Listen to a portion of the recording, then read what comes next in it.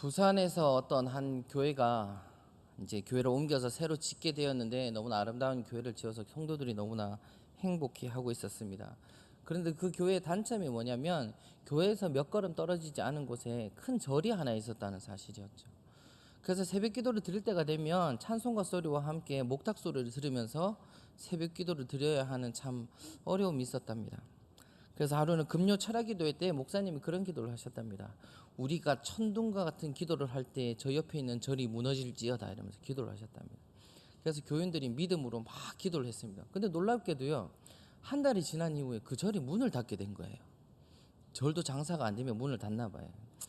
그래서 문을 닫게 됐는데 이제 그 절에 이제 스님 한 분이 이제 소문을 듣게 된 거예요. 저 옆에 있는 교회 목사가 금요 철학 기도를 하면서 우리가 기도하면 저 절이 문 닫을 거다라면서 악담을 했다. 그래서 고소를 한 거예요. 그래가지고 이제 이 목사님이 경찰서에 불려가게 된 거예요. 경찰서에 불려가서 이제 스님하고 이제 경찰하고 딱 앉아서 대지심을 하는데, 스님 뭐가 억울합니까? 그러니까 저 목사님이 금요 철학 기도 때 하나님한테 저 절 문 닫게 해달라고 기도하는 바람에 우리 절이 문 닫았으니 저 사람 좀 처벌을 해달라. 그러니까 경찰관이 목사님 정말입니까? 그러니까 목사님 뭐라 그러실게요? 에이 경찰 선생님, 우리가 기도한다고 절이 문 닫습니까? 이러더래요. 우리가 기도한다고 절이 문 닫았겠습니까? 절 영업을 못해서 문 닫았겠지요. 그랬다는 거예요. 여러분, 이 대화를 들고 봤을 때는 과연 기도의 능력을 믿는 사람은 스님일까요? 목사님일까요? 네가 기도해서 절에 절 문 닫았다고 하는 스님과 기도한다고 절이 문 닫습니까? 라고 하는 목사님 중에 우리 많은 성도님들은 정말 기도의 능력을 믿으시는 여러분들 되시기를 바랍니다. 실화를 바탕으로 만들어진 영화 헥소고지라는 영화가 있습니다. 혹시 보신 분들 계신지 모르겠습니다. 이 헥소고지의 주인공인 데스몬드 도스라는 군인이 있는데, 이 군인은요 특이하게 이 영화의 주인공인 이 데스몬드 도스라는 군인은 특이하게도 전투병이 아니에요. 막 우리가 알고 있는 전쟁 영화라고 하면 보통 람보 막 이런 사람들이 나와서 영웅이 되어서 적군을 다 휩쓸어 버리는 그런 영화를 생각하는데, 여기 나오는 이 데스몬드 도스라는 병사는 전투병이 아니라 의무병이었어요. 의무병. 그러니까 총에 맞은 군인들을, 또한 상처를 입은 군인들을 치유해주는 그런 병사인데, 이 데스몬드 도스는 미군의 의무병으로 지원한 신실한 청년이었습니다. 그는 미군과 일본군이 치열하게 싸웠던 오키나와 전투를 배경으로 오키나와 전투에 참전하게 되었는데, 그곳에서 포화가 빗발치는 전장에서 100명이나 달하는 병사들을 치료를 한 이제 기록이 남아 있는데, 그가 100명의 부상자들을 치료하던 가운데 그의 몸에는 17개나 되는 수류탄 파편이 박히게 되었고요. 또한 일본군 저격수의 총에 팔을 맞아 부상을 입었지만 자신의 목숨을 돌보지 않고 아군과 적군을 가리지 않고 많은 부상자들을 구해냈다고 합니다. 전장에 홀로 외롭게 남아 부상자들을 구하는 동안에 그는 속으로 하나님께 부르짖으며 기도했다고 훗날 고백하게 됩니다. 그가 전장에서 했던 기도의 내용은 이렇습니다. 주님, 부디 제가 한 명이라도 더 구할 수 있게 해주십시오 라고 기도했답니다. 이렇게 마음속으로 한 명의 생명이라도 더 구하게 해달라는 간구의 기도를 하며 그는 전장을 헤매고 다녔다고 합니다. 피냄새가 진동하는 전장에서 반시체가 되어 뒤둥글거리는 미군 부상병들과 증오스러운 일본군 부상병들을 가리지 않고 살려내기란 주님의 마음이 아니라면 결코 해낼 수가 없는 일이라고 할 수 있을 것입니다.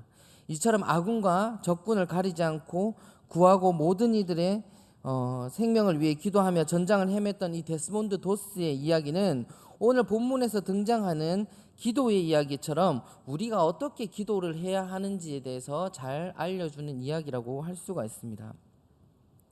오늘 말씀에 나오는 디모데는 바울과 교회의 공동체로부터 파송을 받은 목회자였습니다. 그는 예언을 통해 힘을 얻고 사명을 받은 사람이었습니다. 바울은 자신의 제자이자 후배 목회자인 디모데를 위하여서 선한 싸움, 즉 예수 그리스도의 사심과 죽으심 그리고 부활하심을 중심으로 복음을 전하는 싸움을 싸우라고 그에게 격려하고 있습니다. 선한 싸움을 싸우는 데는 믿음과 선한 양심을 잘 지킬 것을 당부하면서 당시 교회 안에서 징계를 받았던 후메네오와 알렉산더와 같이 망령된 일을 행하지 않도록 권면하고 있는 내용입니다. 바울은 그들의 모습을 파선하다라는 동사를 통해 항해하는 배가 장애물로 인해 부서진 모습으로 묘사를 하고 있습니다. 믿음과 선한 양심은 한쪽으로 기울어지지 않고 함께 나아가야 하는 동반자 역할을 한다고 할 수가 있습니다. 필시 그들은 도덕적 양심을 저버리고 행실이 올바르지 않은 믿음을 추구하다가 교회에서 징계를 받았을 것입니다. 이들의 모습을 언급하는 가운데 올바른 균형을 가질 것을 이야기하면서 본론에 대해 이야기합니다. 바울은 목회자가 갖추어야 할 중요하고도 필수적인 부분이 기도라고 생각했습니다.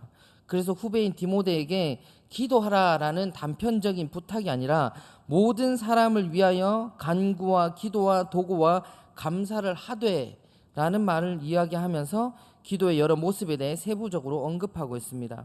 더 나아가 예수 그리스도께서 인류의 죄를 위해 죽으신 것은 모든 사람에게 구원의 길을 열어주시기 위함이라는 것을 다시 한번 강조하며 예수님의 중보를 힘입어 기도할 것을 이야기하고 있습니다.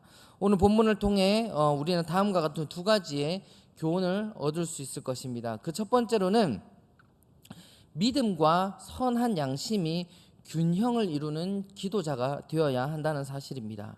MBC인가 케이블 TV에 보면 듀엣 가요제라는 프로그램을 방영하고 있습니다. 보시는 분 있을지 모르겠지만 노련한 가수 한 명과 일반인이 짝을 이루어 듀엣으로 노래를 하는 그런 프로그램입니다.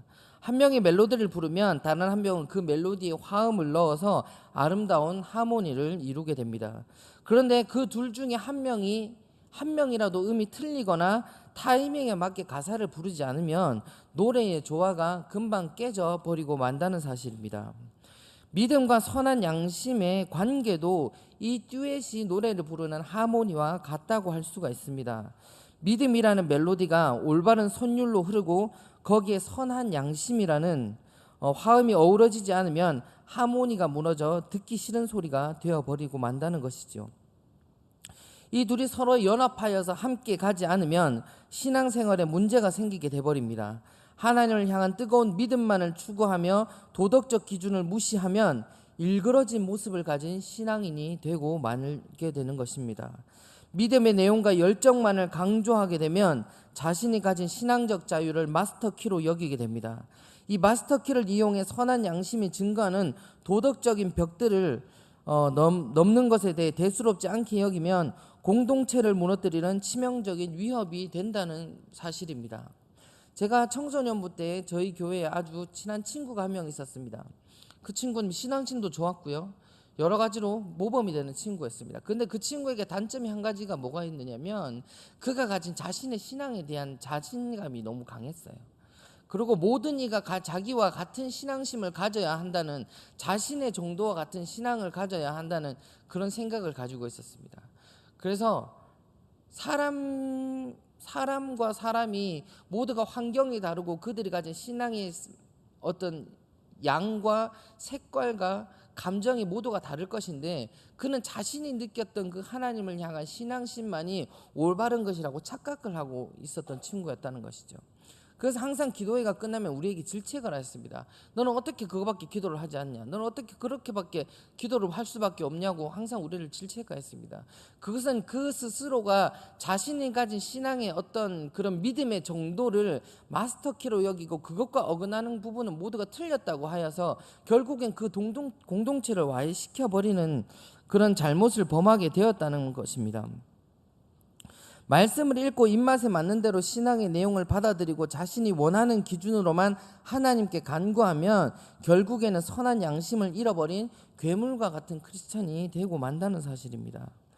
두 번째로는 우리는 모든 사람을 위해 기도해야 합니다.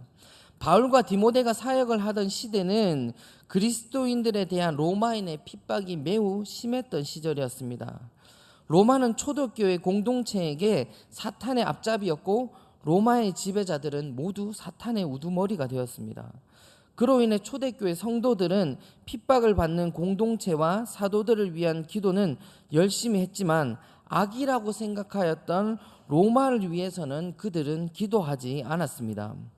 바울은 초대교회 공동체가 로마에게 가진 반감에 대해서 너무나 잘 알고 있었습니다. 그래서 먼저 로마와 권력 있는 지배자들을 위해 기도하는 유익에 대해 이야기하고 있습니다. 그들을 위해 기도해야 하는 이유는 그리스도인들이 핍박에서 자유로워져서 평안한 가운데 경건 생활을 할 수 있게끔 하나님께서 역사해 주시리라는 요청을 위함이었습니다. 기도의 필요성에 대해 납득한 그리스도인들은 대적자들을 위해 기도해야 한다는 말에 대한 반감이 다소 누그러졌을 것입니다. 반감이 누그러진 이후 대적자들을 위해 기도해야 하는 이유에 대한 근본적인 원인에 대한 이야기를 하고 있습니다. 우리가 그들을 위해 기도해야 하는 이유는 하나님께서 모든 사람들을 사랑하셔서 진리를 알고 구원에 이르기를 원하신다는 사실입니다. 최근 기독교에서 가장 뜨거운 이슈로 논하는 것이 동성애입니다. 제가 다음 주에 목사고시 시험을 치러 가는데 거기에 보면 이제 성경, 헌법, 또 교회사, 논술, 설교 이렇게 5부분에 대해서 시험을 치는데 올해 논술의 키워드는 동성애입니다. 논술 특강을 받으러 가면 모든 이슈가 동성애에 대해 하는 21세기 한국 교회는 어떻게 해야 하는가, 동성애는 과연 죄악인가 어떤가를 대해 논리적으로 서술하라, 계속 동성애에 대한 이야기가 나오고 있습니다. 동성애가 죄인 것은 요즘 아이들 말로 하면 빼도 박지도 못하는 죄인 것은 확실합니다. 왜냐하면 그것은 하나님의 창조 원리에 어긋나는 일이기 때문이죠. 하나님께서 아담을 창조하신 이후에 남자와 여자가 필요하다는 목적에 의해서 하와를 창조하셨다는 그 사실은 하나님께서 남자와 여자가 생물학적으로나 사회학적으로 각자가 감당해야 할 역할이 있는 것을 분명히 정하신 하나님의 뜻이라는 사실이죠. 그러나 동성애라는 것은 그러한 하나님의 뜻을 저버리는 반드시 죄에 해당하는 것은 씻을 수 없는 사실입니다. 그 외에도 하나님께서는 성경의 곳곳에서 이유를 들어서 동성애는 하나님 앞에 씻을 수 없는 죄라는 것을 정확하게 말씀하고 계십니다. 동성애는 죄인 것이 반드시 맞습니다. 그렇다면 만일 우리 교회에 어떤 성도가 들어왔는데 그 사람이 동성애자입니다. 어떻게 해야 되겠습니까? 쫓아내야 할까요? 너는 더러운 사람이니까 쫓아내야 됩니까? 너는 죄인이니까 우리 교회 올 자격이 없어라고 쫓아내야 할까요? 이 사단의 자식이라고 좀 웃기지만 소금이라도 뿌리면서 쫓아내야 할까요? 교회 문을 걸어 잠가야 할까요? 여러분은 어떻게 하시겠습니까? 예전에 이걸 가지고 어떤 청년들과 이야기를 나눈 적이 있었습니다. 그때 어떤 한 청년이 심각하게 이야기를 합니다. 자기와 제일 친한 친구가 동성애자랍니다. 심지어 어렸을 때부터 교회 생활을 같이 한 친구랍니다. 자기가 어떻게 해야 되냐고 물어보더라고요. 동성애는 죄니까 쟤랑 놀지 마라고 해야 될까요? 동성애가 죄인 것은 반드시 맞는 사실이지만 동성애를 하는 그 사람을 우리가 핍박해야 할 목적은 없다는 사실이죠. 그들도 우리가 사랑하고 품어야 되는 사실입니다. 동성애자를 우리가 사랑하고 품는다고 해서 동성애라는 그 사실을 품는다는 것이 아닙니다. 그 또한 구원받아야 할 대상이라는 거죠. 하나님의 사랑으로 변화시켜야 할 대상입니다. 그도 하나님으로부터 사랑받기 충분한 자이고요. 하나님의 뜻에 의해서 이 땅에 태어나게 된 한 생명이라는 데서는 반드시 변하지 않는 사실이라는 거죠. 오늘 말씀에도 분명히 이야기하고 있습니다. 하나님께서는 모든 사람을 위해 기도하라고 이야기하고 계십니다. 2장에 보면 하나님은 모든 사람이 구원을 받으며 진리를 아는 데 이르기를 원하시니라. 하나님은 모든 사람이 하나님을 알고 진리에 이르기를 원하시기 때문에 그들을 대상으로조차도 우리는 기도해야 하는 사명이 있는 자들이라는 것입니다. 그렇다고 우리의 생각이 변화해서는 안 됩니다. 동성애를 받아들여서는 안 됩니다. 그것은 잘못인 것은 분명하지만 그들도 변화받아야 할 하나님의 귀한 존재임을 우리는 기억해야 합니다. 그 사이를 연결하신 분이 바로 예수님이라는 사실입니다. 예수님께서는 하나님과 사람 사이를 연결하시고 화해시키실 것이라 이야기하며 예수 그리스도를 통해 우리가 하나님께 기도로 나아가야 할 것을 이야기하고 있습니다. 예수 그리스도를 묵상할 때 초대교회 공동체는 값없는 하나님의 은혜에 대해 다시 묵상했을 것입니다. 마태복음 5장 44절에 너희 원수를 사랑하며 너희를 박해하는 자를 위하여 기도하라라는 예수님의 말씀을 기억했을 것입니다. 모든 이들을 위해 대성물로 친히 자신을 주신 예수 그리스도를 묵상할 때에 자신의 분냄과 어리석음을 반성할 수 있었을 것입니다. 또한 기도함에 있어서 중요한 것은 무엇일까요? 지난주에 제가 큰 경험을 한번 했습니다. 월요일날 꿈을 꾸는데 꿈속에서 대통령이 나오는 겁니다.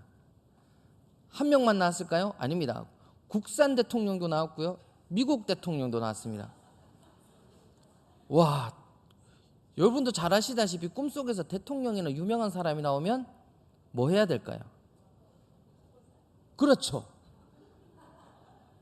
제 평생 교회 체육대회 행운권 추첨, 역시 올해도 당첨은 되지 않았지만 한 번도 걸리지 않았지만 우와, 깼는데 꿈이 너무나 생생한 겁니다. 어떻게 했을까요? 머리털 나고 처음으로 복권을 사봤습니다. 인터넷에 검색을 하니까 좋은 꿈이래요. 자기 같으면 지금 당장 복권을 사러 가겠대요. 복권을 샀습니다. 일주일 동안 제 기분이 어땠을까요? 저는 확신이 있었습니다. 그래서 일주일 동안 싱글벙글했습니다. 왜? 이걸 당첨되면 와, 교회에다 11조만 해도 한 내가 2억 4천을 11조를 해야 되는데 우리 목사님 좋아하시겠다. 뭐 그런 생각도 하고요. 차를 바꿔야 되나? 집을 바꿔야 되나? 뭐 누가 그러더라고요. 마누라를 바꿔라 뭐 이런 얘기를 하던데 그건 안 되겠고요. 하여튼 막 일주일 동안 행복했습니다. 근데 또 말은 못해요. 왜요? 꿈은 말하면 뭐 효력이 없어진다는 어쩐다는. 한 일주일 동안 저는 싱글벙글했습니다. 드디어 대망의 금요일이 다가왔습니다. 어떻게 됐을까요? 웃기지만 한 개도 안 맞았습니다. 한 개도. 5,000원짜리도 안 맞았습니다. 5,000원짜리도. 5,000원짜리는 둘째치고요, 한 판에 6개를 뽑을 수 있더군요, 숫자를. 그러니까 5판을 하니까 6, 5, 30, 숫자가 30개 아닙니까? 그 중에 당첨 번호가 한 개 났습니다. 한 개. 와, 실망한 것보다요 좀 그렇습니다. 하나님을 좀 처음에는 원망하기 시작했고요. 하나님, 이 정도 열심히 살았으면 한 번쯤은. 그런데 몇 주 전에 제가 설교를 했던, 아이들 앞에서 설교했던 게 생각이 났어요. 그때 설교 제목이 뭐였냐면요, 재수 없는 하나님이었어요. 왜 재수 없는 하나님이냐? 하나님은요 재수라는 게 없으신 분이에요. 예를 들어 나는 기도도 안 하고 찬양도 했는데 재수 좋게 좋은 일이 생겼네. 나는 하나님을 별로 그렇게 열심히 안 믿었는데 재수 좋게 죽었다 눈 떠보니 천국에 와 있네. 하나님은 그런 분이 아니시더라는 거죠. 하나님은 너무나 정확하신 분이에요. 얼마나 하나님 앞에 신실하게 무릎 꿇고 기도하고 하나님을 믿고 하나님이 말씀하신 그 모든 명령대로 살아가느냐에 따라서 하나님께서 우리를 구원하시느냐 안 하시느냐, 복을 주시느냐 안 하시느냐의 그런 정확하신 분이신데, 그런데 우리는 하나님을 재수로 믿으려고 그래요. 신앙생활 좀 대충 하고 기도도 대충 하고 그냥 예배도 뭐 드릴 때 드리고 빠질 때 빠지고 하면서 언제 기도 열심히 하세요? 자식이 취업을 앞두고 있을 때, 뭐 큰 집안의 대소사를 앞두고 있을 때 되면요, 하나님 이번만은. 근데 그거는 재수를 바라는 거예요. 요행을 바라는. 근데 우리 하나님은 재수 있는 분이 아니세요. 그냥 원리 원칙대로 하시는 분이에요. 그래서 우리는 더 쉬워요. 그래서 예전에 어떤 목사님이 그런 말씀을 하시더라고요. 마지막에 축복을 하시면서 성경에 나오는 모든 말씀 다 믿고 지켜서 성경에 나오는 모든 복을 다 받으시기 바랍니다, 이러시는 거예요. 그게 맞는 거예요. 근데 우리는 재수를 바라요. 그 재수를 바라는 끝 복권을 제가 바랬던 거죠. 그래서 월요일날 출근하면서 제 집사람한테 얘기했습니다. 야, 나 사실은 지난주에 복권 샀다니까. 왜? 이러는 거예요. 월요일날 꿈속에서 대통령이 나오더라. 그래서 샀다. 어째 됐노? 한 개도 안 맞더라. 회사 도착하는 그때까지 비웃더라고요, 저를. 최경수 그렇게 하나님 뭐 그렇게 당당하게 믿는 것처럼 하더니 뒤에서는 몰래 복권 사가지고 주여 당첨되게 해주시옵소서 이렇게 기도했냐. 제가 간절하게 기도했을까요, 안 했을까요? 복권을 들고 기도했을까요, 안 했을까요? 했습니다. 왜 안 했을까요? 왜 안 했을까요? 열심히 기도했습니다. 근데 하나님 안 들어주시더라고요. 왜 그랬을까요? 하나님의 뜻이 아니었던 거예요.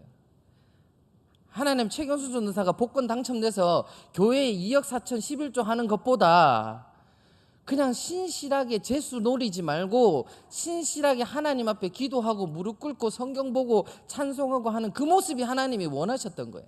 그래서 제가 목이 터져라 간절히 기도를 해도 하나님은 그건 원하시지 않더라는 거예요. 여러분도 그런 걸 기억하시기 바랍니다. 나는 기도하는데, 어제 어떤 목사님의 칼럼을 보면서 그런 얘기를 하시더라고요. 낯선 하나님, 낯선 하나님. 여러분에게 하나님은 이런 분이시죠. 사랑이 많으시고 언제나 내가 기댈 수 있고 평안하시고. 그런데 가끔 그런 하나님이 나에게 낯섦으로 다가올 때가 있어요. 언제가 있을까요? 아브라함과 사라에게 나타난 하나님께서 내가 너를 통하여서 아들을 줄 것이고 그 아들을 통하여 너희 민족이 번창하게 할 것이고 왕들이 나오게 할 것이고 하나님께 축복하시는 그 하나님, 우리에게 너무 익숙한 하나님이에요. 우리와 함께 하시고 우리의 아픔을 돌보시는 그 하나님. 그러나 그 아브라함에게 낯섦으로 다가온 건 언제였냐면 이삭을 바쳐라 하는 그 순간의 하나님이었어요. 낯설지 않습니까? 왜? 하나님은 나에게 아들을 주시겠다고 말씀하실 때 너무나 좋잖아요. 행복하잖아요. 그런데 그 하나님께서 낯설게 나에게 다가오셔서 이삭을 바쳐라 라고 얘기하는 거예요. 욥에게 큰 복을 내려주시던 하나님은 너무나 나에게 친근하고 내가 잘 알던 하나님이지만 욥이 어느 순간 자신에게 가졌던 모든 것을 다 사라지고 나서 병들고 지치고 고난에 있을 때의 그 하나님은 낯선 하나님이라는 거예요. 그러나 그 낯섦 가운데 하나님께서 일하신다는 것을 기억하시기 바랍니다. 그 낯섦을 통해서 하나님께서는 우리를 성장시켜 주신다는 것을 기억하시기 바랍니다. 여러분, 똑같은 씨앗을요 밭에 심으면 인삼이 되지만 산에 심으면 산삼이 됩니다. 밭에 심은 인삼은요 6년만 자라면요 6년근이라고 해가지고 팔려나갑니다. 근데 산삼은 6년 자라면 먹을 수 있을까요? 못 먹습니다. 어떤 책에서 보니까 그러더라고요. 산삼이 15년을 자라면 어른 새끼 손가락만하게 자란다더라고요. 볼품 없잖아요. 그런데 어떤 게 더 비싸요? 산삼이 훨씬 비싼 건 알고 계시죠? 네, 산삼이 훨씬 비쌉니다. 지금 당장 내가 옥토에 뿌려져서 평안한 삶을 누리고 6년쯤 지나서 6년근 인삼처럼 내가 보기에도 좋고 먹은죽도 하고 아주 때깔도 좋고 하는 것이 내 인생의 전부인 것 같지만, 하나님이 원하시는 것은 우리가 산속에 뿌려져서 햇볕도 들지 않고 강풍과 비바람에 우리가 꿋꿋이 버텨서 15년이 지났을 때 우리가 볼품없이 새끼손가락만하게 자라지 못할지라도 그보다 더 귀하게 값어치를 할 수 있는 산삼과 같이 자라기를 원하신다는 것이 우리 하나님이시라는 거죠. 여러분 모두 산삼과 같은 분들이 되시기 바랍니다. 말씀을 정리해 보겠습니다. 하나님을 믿는 교회 공동체 안에서 우리는 뜨거운 믿음 생활을 해야 합니다. 그러나 믿음을 통한 자유는 선한 양심을 무시해서는 안 된다는 사실입니다. 선과 악에 대한 확실한 구별과 판단이 선 후에 우리는 우리가 기도해야 할 대상에 대해, 우리가 기도해야 할 기도의 제목들에 대해 선명하게 바라볼 수가 있습니다. 동전의 양면과 같은 선한 양심의 믿음과 선한 양심의 관계를 잘 다진 후에 우리는 우리를 대적하는 모든 원수들과 모든 사람들을 위해 기도해야 할 것입니다. 우리는 하나님을 사랑하고 이웃을 사랑하는 계명을 지키기 위해서 기도를 통해 하나님의 인도하심을 경험해야 합니다. 에베소서 6장 18절에 보면 모든 기도와 간구를 하되 항상 성령 안에서 기도하고 이를 위하여 깨어 구하기를 항상 힘쓰며 여러 성도를 위하여 구하라 라고 말씀하고 계십니다. 이 말씀은 우리의 기도가 우리의 능력을 힘입는 것이 아니라 하나님의 능력에 의지하여 특별히 여러 성도들을 위해 기도해야 할 것을 이야기하고 있습니다. 우리는 예수 그리스도의 이름과 보혈에 의지해서 하나님께로 나아가야 합니다. 그리스도인의 공동체를 위해서 기도하는 것은 당연하게 해야 할 의무이며 예수님의 십자가의 능력과 부활의 능력을 통해 우리는 원수를 용서하고 모든 사람들을 사랑하며 기도해야 할 것입니다. 우리 모든 성도님들도 그리스도 예수 안에서 성령의 충만함을 받아 믿음과 선한 양심의 건강한 균형을 가지고 모든 사람들을 위해 간구할 수 있는 모든 성도님들 되시기를 간절히 소망합니다. 기도하겠습니다. 참으로 좋으신 하나님 아버지, 감사를 드립니다. 우리가 늘 기도해야 하지만 우리가 그러하지 못할 때마다 하나님 아버지 저희들을 다시 한번 돌아보게 하여 주시옵소서. 기도가 우리의 호흡이라고 말씀하신 주님의 명령 따라 늘 우리가 기도에 힘쓰는 자가 되게 하여 주시옵소서. 믿음과 선한 양심의 경계선 가운데서 그 모든 것을 잘 판단하며 균형을 잘 이루어 올바른 신앙생활을 하는 자들이 되게 하시오며, 또한 모든 이들을 사랑하신 예수 그리스도의 마음을 본받아 우리가 모든 우리를 핍박하는 자들과 우리를 적대하는 모든 자들을 위해서 기도할 수 있는 저희들이 되게 하여 주시옵소서. 기도의 능력을 믿는 자가 되게 하여 주시옵시고 기도로서 승리하는 자가 될 줄 믿습니다. 이 모든 말씀 예수님 이름으로 기도드립니다. 아멘.